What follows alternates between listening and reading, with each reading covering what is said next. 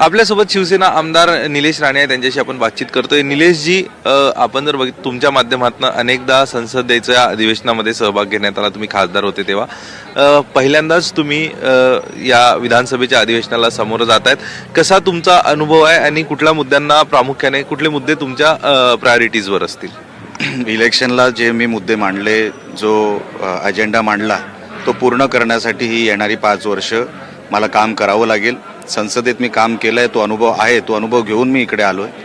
त्याचा फायदा निश्चितपणे होणार आणि म्हणून आज ह्या विचारलेल्या प्रश्नाच्या निमित्ताने आपण काय करणार आहात पुढचे 5 वर्ष, जे मी लोकांना सांगितलं, महाराष्ट्राच्या हिताचं जे आहे, कोकणाच्या हिताचं जे आहे, जे मतदारसंघाच्या हिताचं आहे, ते सगळं काय या 5 वर्षात करायचा माझा प्रयत्न आहे. कसा अनुभव आहे तुमचा?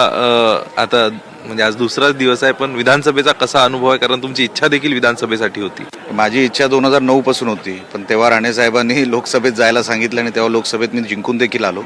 आता लोकांनी विश्वास दाखवला विधानसभेमध्ये. आता तो पूर्ण करण्यासाठी आता जे काय लागेल, आता लोकांनी कौल दिलेला आहे, लोकांनी मॅन्डेट दिलेला आहे.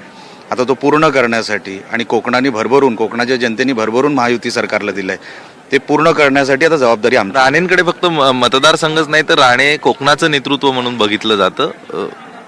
नाही, आम्ही महाराष्ट्र हा हे ठेवतो, प्लॅन ठेवतो, महाराष्ट्र हे लक्ष ठेवतो. प्रश्न आम्ही कोकणाचे जरी जास्त मांडत असलो तरी महाराष्ट्राच्या जे हिताचं आहे ते आमच्याकडून करायचा आम्ही प्रयत्न करतो.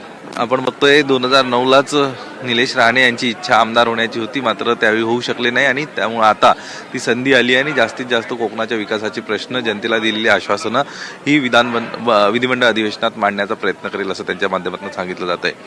अरविंद मोरेसह अक्षय कुडकेलवार, NDTV मराठी, नागपूर.